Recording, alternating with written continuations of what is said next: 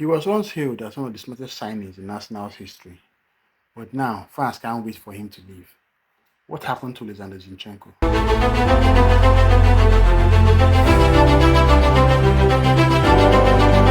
I remember when Arsenal signed Zinchenko for Man City in 2022, we had tried to get Alessandro Martinez from Ajax, but he chose to join his former manager Eric Ten Hag in Manchester United. So Arsenal went for Zinchenko. We are in the US tour, and Zinchenko left Man City to join us in that tour, and he basically revolutionized how we played, especially him and Gabriel Jesus. Prior to Zinchenko, we used to use traditional left back in Tierney. So Zinchenko came and started inverting to midfield, and that kind of took us by surprise. We loved it as Arsenal fans, and he was a regular in the team, technically gifted, a leader in the dressing room. He was already known as a leader because I think he's among the captains in Ukraine. I think he was the captain of Ukraine when he joined us. I was Chuk, can't remember. And he was among the captains of his country.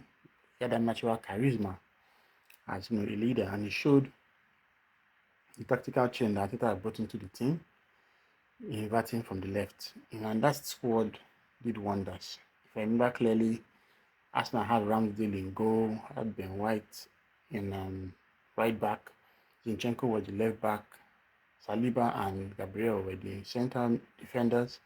We had Partey and Xhaka at the double pivot. Odegaard was in the attacking midfield. It was Martinelli, Gabriel Jesus, and Saka. And Arsenal went very close to winning the Premier League that season. Led the league for 248 days. And one player that was very instrumental to it was Zinchenko. And what I goal against Aston Villa, it is a 4-2 win. And it was very, very, important for the side at that point. But we fast forward to now, and his place in the team dropped off massively. Like, from being a regular in the squad to basically being a nobody. Tierney obviously was having his injury issues, so he could not continue playing regularly. But Arsenal has gone to get Miles Lewis Kelly from the academy, and even went as far as signing Riccardo Calafiori from Bologna. Both players came in and went ahead of Zinchenko in the pecking order in left back. So there was the dream start when Arsenal initially signed him from Man City for £30 million. Zinchenko played 27 games in the Premier League that season, had a couple of injury issues, no doubt, but he was monumental to what Arsenal did in that campaign.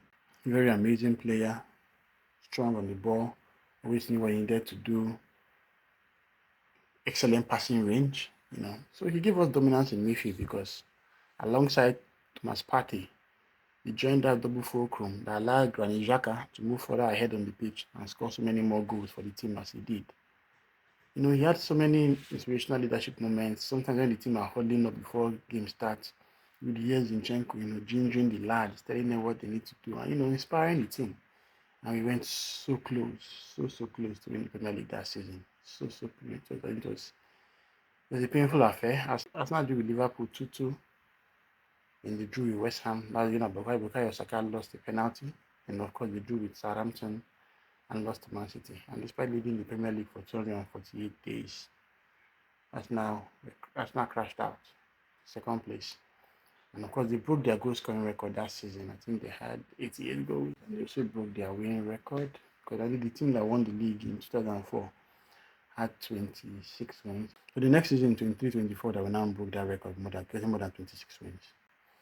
The cracks started appearing late in the 2023 season when the defensive lapses started showing. Teams started knowing that to get results against Arsenal, you need to target the left back. And games again, he was exposed. There was a game against Liverpool where Salah cooked him so badly. Even Jared Bowen. So basically, many wingers just knew that Arsenal was an impenetrable force from the centre backs and even the right backs. But if you tried against their left back, you could actually get some edge.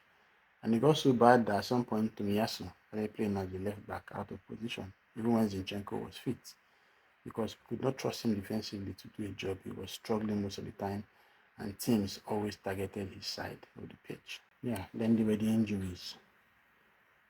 His first injury happened in August. It was a knee problem, and that kept him out for 9 days.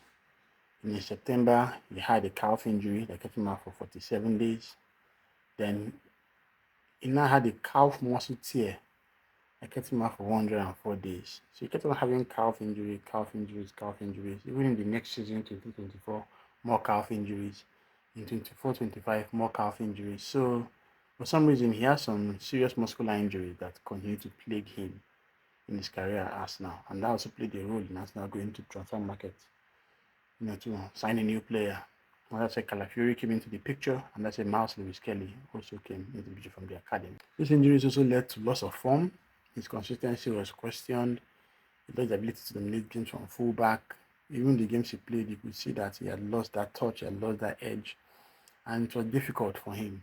Arsenal could not really operate well with Zinchenko. Gabriel had to really work extra hard most of the time to cover his own spot and cover Zinchenko's spot when he was on the pitch. That's how badly he was struggling. I think I had to take note of that. So Zinchenko's decline led to Arteta leaning more toward defensively solid options. Kyiv got some chances as a fullback, despite being a centre back. Tomiyasu actually had to be moved to the other part of the pitch to play. Remember when he played Liverpool at the Emirates, Zinchenko was fit for that game, but that opted to use Tomiyasu to play against Salah because he knew that if Salah goes against Zinchenko, it was going to be a whitewash. And then last season, Timber, who had an ACL injury, came back and even played ahead of Zinchenko on the left.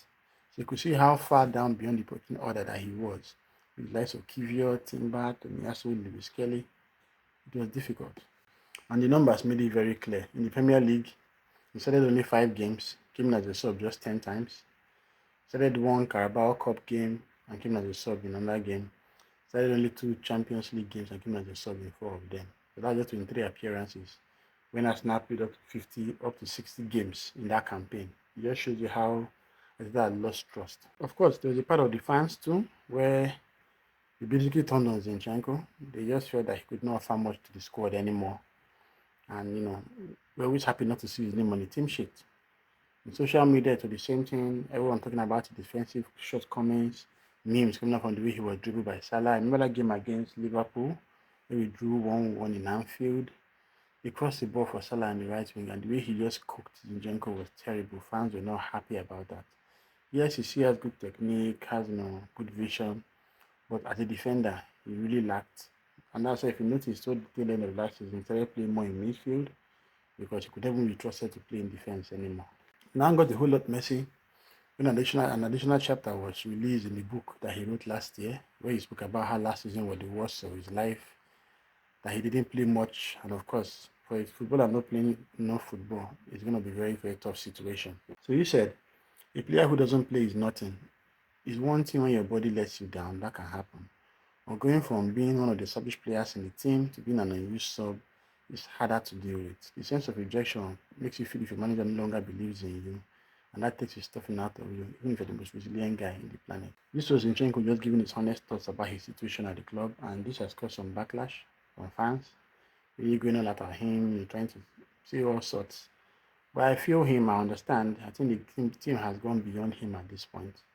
And all we can do is wait for a potential club to come and sign him up.